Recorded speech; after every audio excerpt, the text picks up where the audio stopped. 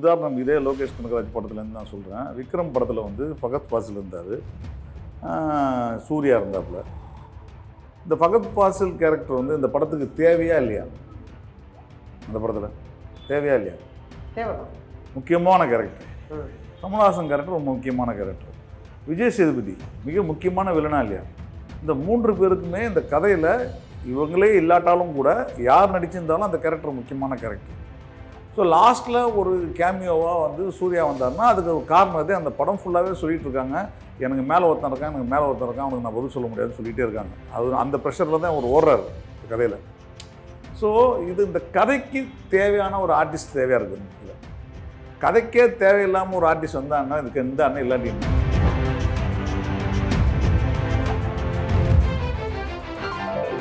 என்னென்ன விஷயங்கள் கமல் அதாவது விக்ரம்லையும் கூலிலையும் மேட்ச் ஆகுதுன்னு நினைக்கிறேன்? எல்லாமே இருக்குது. அதான் எல்லாமேனா என்னென்னு கொஞ்சம் சொன்னீங்கன்னா நல்லா இருக்கும். இல்லை அதுலேயும் 30 வருஷம் கழிச்சு வராரு, இதுலேயும் 30 வருஷம் கழிச்சு வராரு. அதில் வந்து பேரனை, இதில் பொண்ணு, அதில் வந்து பையன் செத்து போயிட்டான்னு பழி வாங்கிறதுக்காக வர்றாரு.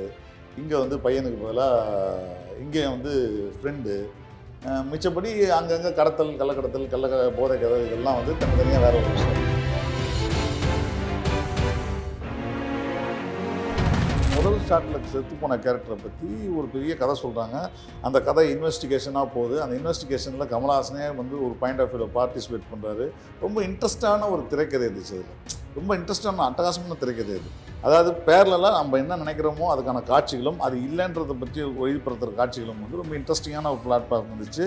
பிளாட் பண்ணி எல்லாம் முடித்து வரும்போது இல்லை இவர் வந்து யாரெல்லாம் கொள்கிறாங்க, இவர் கொலை பண்ண போகிறது யாருன்னு தெரிய வரும்போது ஒரு கமல்ஹாசன் ரசிகர்களுக்கு வந்து கண்டிப்பாக தெரியும். ஃபஸ்ட்டு சீனில் கமல்ஹாசன் செத்து போனால் கண்டிப்பாக இன்டர்வல் பிளாக்குள்ளே வந்தே தீர்வார்னு தெரியும். ஆனால்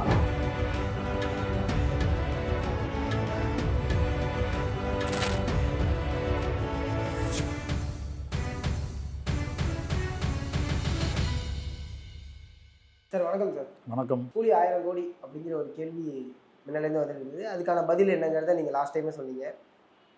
இப்போ கூலி எவ்வளோ வசூல் பண்ணும்? ஒரு 400 கோடிக்குள்ளே வரும்னு நினைக்கிறேன். 350-400க்குள்ளே கிராஸ் பண்ணும். ஆனால் கிராஸ் தான் சொன்னேன், கிராஸ் வச்சு ஒன்றும் நாக்கு வைக்க முடியாது.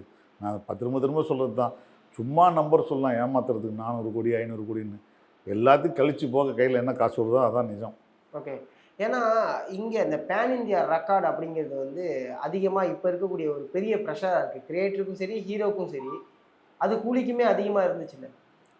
யாருக்கு அந்த ப்ரெஷர் இல்லை. இவங்களா தூக்கி போய் துப்புக்கிட்டு தலைகீழ தான் குதிப்பேன் யாரும் குதி சொன்னாங்க. ரஜினியுமே ஆடியோ லான்ச்சில் அதை பற்றி பேசியிருந்தாரு. அவர் ஆசைப்படுறதுன்னா படத்துக்கு எழுத வேணாம்னா. ஓகே. அது வந்து ஒர்க் அவுட் ஆகாது. இந்த ஊருக்கு ஒருத்தரை கூட்டின்னு வந்து நடக்க வச்சுட்டு படம் எடுக்கிறதுன்றது என்றைக்குமே ஒர்க் அவுட் ஆகாது. ஓகே. எதனால் அது ஒர்க் அவுட் ஆகாதுன்னு சொல்கிறீங்க? இல்லைங்க, ஒருமே ஒர்க் அவுட் ஆகுதோ. விக்ரம் வந்து ஒரு உதாரணம் இதே லோகேஷ் கனகராஜ் படத்துலேருந்து நான் சொல்கிறேன். விக்ரம் படத்தில் வந்து ஃபகத் ஃபாசில் இருந்தார், சூர்யா இருந்தாப்புல. இந்த ஃபகத் ஃபாசில் கேரக்டர் வந்து இந்த படத்துக்கு தேவையா இல்லையா? அந்த படத்தில் தேவையா இல்லையா? தேவைதான். முக்கியமான கேரக்டர். கமல்ஹாசன் கேரக்டர் ரொம்ப முக்கியமான கேரக்டர். விஜய் சேதுபதி மிக முக்கியமான வில்லனா இல்லையா?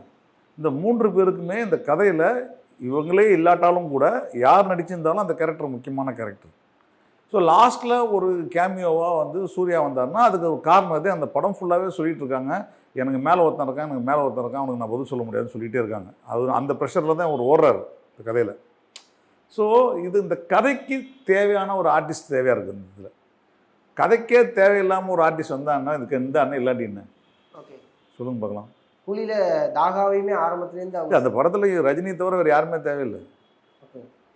ரஜினி தவிர வேறு யாருமே இதெல்லாம் படமே பண்ணியிருக்க முடியாது. அப்போ நான் என்ன பண்ணுறது? அந்த மாதிரி தான் கதை இருக்குது. ஓகே.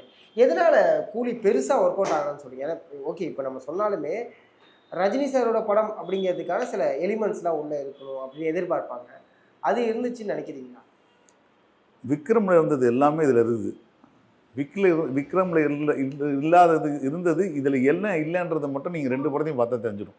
ஓகே, அதுதான் உண்மை. விக்ரமில் இருக்க எல்லாம் இதில் இருக்குது.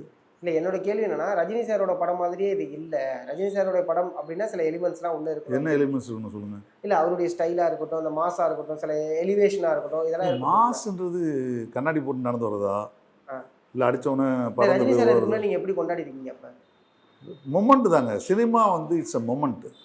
சினிமா வந்து இட்ஸ் அ மொமெண்ட். அது ஒரு சில ஆர்டிஸ்ட்டுக்கு ஒர்க் அவுட் ஆகும், ஒரு சில ஆர்டிஸ்ட்டுக்கு. இப்போ நான் வந்து விக்ரமில் வர சீன் வந்து இன்ட்ரோல் பிளாக் சீன் வந்து மாஸ் அப்படின்னு சொல்லுவேன். இல்லைன்னு சொல்லலாம். இந்த கதையாக என்ன டிபெண்ட் பண்ணுதுன்றதை பொறுத்து தான் இருக்குது. இல்லை நீங்கள் ஒரு கவுண்டர் என்ன பண்ணுறீங்க, இது ஒரு செயலுக்கு ஒரு கவுண்டரை நீங்கள் என்ன பண்ணுறீங்க, ஒரு செயலுக்கு என்ன மாதிரி கவுண்டர் நீங்கள் கொடுக்குறீங்க தான் மாசு. ஓகே, வேற என்ன இருக்குது? இந்த படத்தில் எந்த விஷயம் ஒர்க் அவுட் ஆகலை தெரில. நான் அந்த படத்தில் வந்து எனக்கு கரெக்டாக நிறைய விஷயங்கள், கேள்விகள் நிறைய இருக்குது இந்த படத்தில். என்னென்ன கேள்விகள்? இல்லை அது வந்து நம்ம சொல்கிறது வந்து விமர்சனமாக போயிடும். இல்லை, நான் விமர்சனமாக கேட்கல, ஒரு லேமேனா இந்த கேள்விகள்லாம் இருக்கும்ல. இல்லை, நான் லேமேன் இல்லையா, அதான பிரச்சனை. ஓகே, நான் லேமேனாக இருந்தால் நிறைய கேள்விகள் சரி. கேட்கலாம். படம் பார்த்து உங்களுக்கு அதிருப்தியாக ஏற்பட்ட விஷயம்னா என்ன? இல்லை, எனக்கு படமாக பெருசாக எனக்கு ஒர்க் அவுட் ஆகலை. ஓகே, சுத்தமாக ரைட்டிங்லேயே பிரச்சனை இருக்கு. டோட்டலாகவே அந்த படம் ஒர்க் அவுட் ஆகலை. ஓகே, அமீர் கானை கொண்டு வந்தது எல்லாரும் ஆரம்பத்தில் அமீர் கான் தமிழ் சினிமாவில் கேமியோ பண்ணுறாரு அப்படிங்கும்போது ஒரு எக்ஸ்பெக்டேஷன் டு த ஹையில் இருந்துச்சு. அமீர் கான் வந்து தமிழ் படத்தில் நடிக்கலைங்க. அமீர் கான் ஹிந்திக்காரராக நடிச்சுக்கிறாரு. அமீர் கான் தமிழ் படத்தில் நடிச்சார். அவர் ஹிந்திக்காரராக வர்றாரு.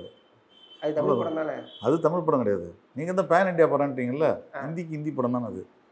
ஓகே, இன்னொரு விஷயம் என்னென்னா, லோகேஷ் ரஜினியை ஹேண்டில் பண்ண தெரியலையோ அப்படிங்கிற ஒரு கேள்வி வருது. ஜெயிச்சிருந்தா என்ன பண்ணுவீங்க?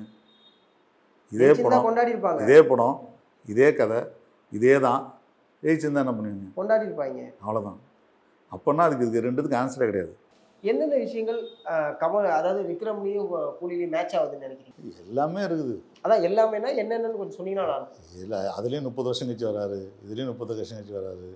அதில் வந்து பேரனை, இதில் பொண்ணு, அதில் வந்து பையன் செத்து போயிட்டான்னு பழி வாங்கிறதுக்காக வர்றாரு. இங்கே வந்து பையனுக்கு பதிலாக இங்கே வந்து ஃப்ரெண்டு. மிச்சப்படி அங்கங்கே கடத்தல், கள்ளக்கடத்தல், போதை கதல், இதெல்லாம் வந்து தனித்தனியாக வேறு ஒரு விஷயம் வச்சுருக்காங்க. பட் என்னென்னா அது கோஹெசிவாக ரொம்ப நல்லா இருந்துச்சு. விக்ரமில் இருக்கிற ப்ளஸ் பாயிண்ட் என்னென்னா, ஒருத்தன் வந்து ஒரு தொடர்ந்து கொலை நடக்குது, அந்த கொலைகளுக்கு பின்னாடி ஒரு மர்மம் இருக்குதுன்னு சொல்லிட்டு போலீஸ்காரங்களே வந்து ஒரு ஸ்பெஷல் டீமை வந்து ஃபிக்ஸ் பண்ணி, அந்த ஃபிக்ஸ் பண்ண டீம் வந்து இன்வெஸ்டிகேஷன் பண்ண ஆரம்பிக்குது. அந்த இன்வெஸ்டிகேஷன் பண்ணும்போது அந்த இன்வெஸ்டிகேஷனில் வந்து இவருக்கு சந்தேகம் வருது, ஒரு ஆள் மேலே மட்டும் சந்தேகம் வருது. அவரை பற்றி தவறான தகவல் வந்துகிட்டே இருக்குது. கர்ணன்ற பேரில் கர்ணன் ஒரு கேரக்டர் வந்து மேலே சந்தேகம் வருது.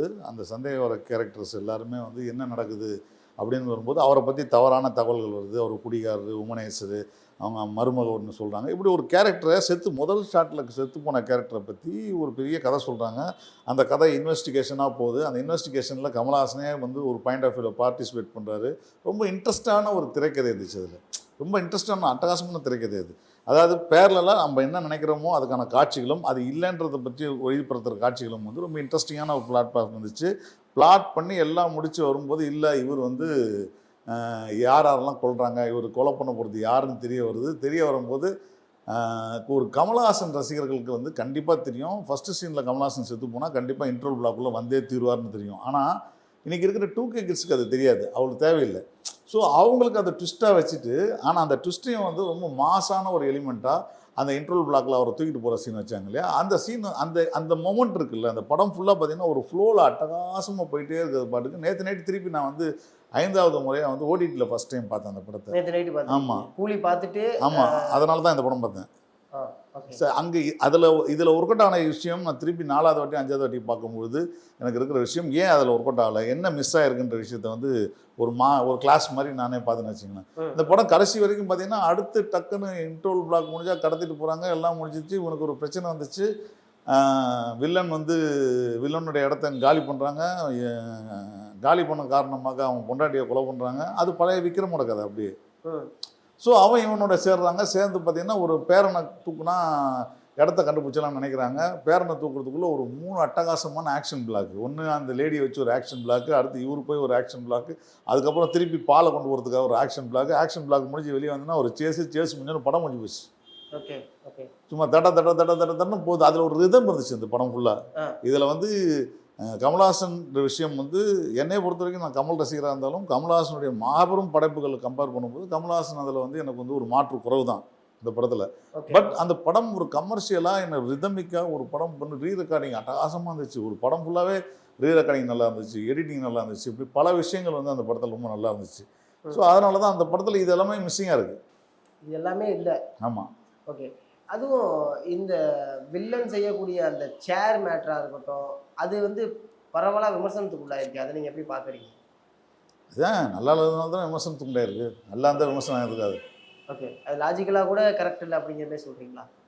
நம்ம நண்பர் ஒருத்தர் வந்து ஒரு நாள் ஃபோன் பண்ணார். இந்த படம் பார்த்துட்டு ஒரு கதை சொன்னார். இந்த கதை வந்து சொல்கிறேன், எப்படி இருக்கு சொல்லுன்னாரு. ஒரு நாள் வந்து ஒரு நாயும் ஒரு மனுஷனும் பஸ்ஸில் ஏறிட்டாங்களாம். பஸ்ஸில் ஏறினோடனே அந்த நாய் வந்து அலோவ் பண்ண முடியாதுன்றாரான் கண்டக்டர். நான் வேணா டிக்கெட் வாங்கிக்கிறேன்னாரான். சரி டிக்கெட் வாங்கிட்டாங்களாம். டிக்கெட் வாங்கினதுக்கப்புறம் சீட்டில் உட்கார வச்சாரான். நாயெல்லாம் சீட்டில் உட்காரக்கூடாது அப்படின்னாரான். இல்லைங்க நான் அதுக்கு தான் டிக்கெட் வாங்கியிருக்கேன்னு சொன்னேன். அப்போனா மனுஷன் மாதிரி 2 காலை கீழே போட்டு உட்கார சொல்லுனாங்க. இதுதான் கதை. அந்த மாதிரி நாயை கொள்றது தான் மிஷின் வைக்கணும்னா எலக்ட்ரிக் சேரை வந்து ஏன் வந்து இரும்பு சேரில் வச்சாங்கன்னு தெரியல. அது படுக்க போட்டாமே ஒரு சேர் வச்சுருக்கலாம். ஓகே, ஸோ இந்த சேர் இதுக்காக தான் அப்படின்னா அதுவே தப்புங்கிறீங்க. புரியுது. ஸ்ருதி ஹாசனுடைய பர்ஃபார்மன்ஸை வந்து அவங்க பர்ஃபார்மே பண்ண மாட்டாங்க அப்படிங்கிற மாதிரியான ஒரு குற்றச்சாட்டு வைக்கிறாங்க. அதை நீங்கள் எப்படி பார்க்குறீங்க? அவங்க என்ன பண்ணுவாங்க, அவங்களுக்கு என்ன சொன்னாங்களோ செஞ்சுருக்குறாங்க, அவ்வளோதானே. ஓகே, இந்த படத்தில் நீங்கள் சொன்னீங்க இந்த கதாபாத்திரங்கள்லாம் தேவையில்லாத கதாபாத்திரம் அப்படிங்கிற மாதிரி சொல்லியிருந்தீங்க. இந்த கதாபாத்திரம் ரொம்ப முக்கியமாக எல்லாராலையும் வரவேற்கப்பட்டுருச்சு அப்படின்னா அது எந்த கதாபாத்திரம்? ஷோபின் கேரக்டர் தான். மற்ற கேரக்டர்ஸ்லாம் எதுவுமே ஒர்க் அவுட் ஆகல. ஓகே, உபேந்திராவுடைய சீன் எலிவேஷன் உங்களுக்கு பெருசாக கனெக்ட் ஆகலைன்னு நினைக்கிறீங்களா? அதுதான் சொன்னேன், நான் தான் முதலே சொன்னேன், இவங்கெல்லாம் இல்லாமல் கூட அந்த படம் ஓடும். ஓகே, வரும் ஷோபினுக்கும் ரஜினிக்குமான கதையாக இருந்தால் கூட இந்த படம் போதும். இது வேற என்ன கேள்வி உங்கள் மனசுக்குள்ளே ஓடுச்சு படம் பார்க்கும்போது? இல்லை ஏன் இவ்வளோ லெத்தாச்சிக்காக வேலை செஞ்சாங்கன்னு தான் தோணுது. லத்தாச்சி இல்லை எனக்குள்ள 2 வருஷத்தோட உழைப்பை லத்தாச்சிக்குன்னு சொல்கிறது. 2 வருஷமாக சும்மா உட்காந்துட்டு வேலை செஞ்சாலும் லெத்தாச்சிக்கு தான். லெத்தாச்சிக்குன்றது வந்து அவுட்புட்டில் தெரியும் இல்லையா. 2 வருஷம் இல்லை 2 மாதத்தில் வேலை செய்யலாம். ஓகே, லெத்தாச்சிக்காக இருக்கிறது தான் படமே. பிரச்சனையே அதுதானே. என்னன்னா ரஜினி சாரை ஹேண்டில் பண்ணுற விதம் வந்து சாதாரணமான ஒரு விஷயம். அவர் ரொம்ப டைரக்டர் ஃப்ரெண்ட்லியாக இருக்கக்கூடியவர், இது எல்லாருமே சொல்லக்கூடிய ஒரு விஷயம்தான். இருந்தாலும் இந்த கதைக்கு போட வேண்டிய எஃபர்ட்டை ரஜினி இன்னும் மேற்கொண்டு போட்டிருக்கலாமோ அப்படிங்கிற. அவர் என்னங்க பண்ணுவார், அவரோட வயசுக்கு அவருக்கு உடல்நிலையெல்லாம் இருக்குது. அதெல்லாம் தாண்டி அவரால் என்ன பண்ண முடியுமோ அதான் பண்ணுவாங்க. இப்போ நீங்கள் கதை பண்ணணும்னா அப்படி தான் பண்ணணும்.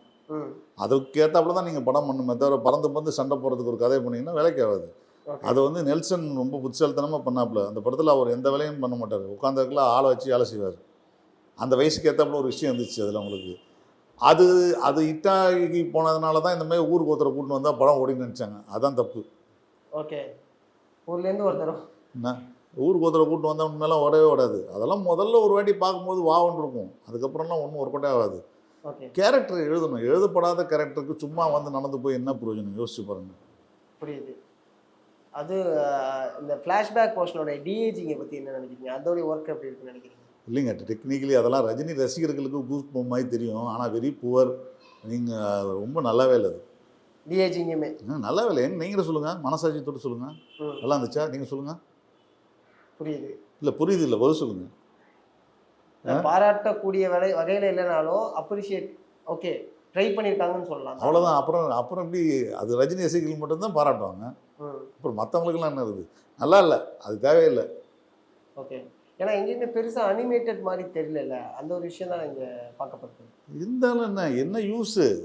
ஓகே, ரசிகராக அந்த மூமெண்ட்டில் வந்து அவரை பார்க்கும்போது ரொம்ப கூஸ்பமாக இருக்கிறது நல்ல விஷயம் தான், ரசிகர்களுக்கு பிடிக்கும். In what way that helps the film. Cinema வந்து ரசிகர்கள் மட்டுமா பார்க்கக்கூடியவங்கள படமாக அது. புரியுது. வைடர் ஆடியன்ஸ் போகும்போது எல்லாரும் பார்க்கக்கூடிய படமாக இருக்கும். இல்லை இந்த ஓடிடி ஷேரிங்குமே டவுன் ஆகும்னு நினைக்கிறீங்களா? ஏன்னா சன் பிக்சருடைய பிஸ்னஸை பற்றி நம்ம முன்னாடி டிஸ்கஸ் பண்ணியிருந்தோம். அது எந்த வகையில் இந்த படத்துக்கு லாஸ் ஆகும்? அவங்களுக்கு என்னங்க, அவங்க வந்து படத்தை வந்து அமேசானுக்கு கொடுத்துட்டாங்க. ஓகே, அவ்வளோதான். ரொம்ப நன்றி சார் உங்கள் நேரத்துக்கு. நன்றி.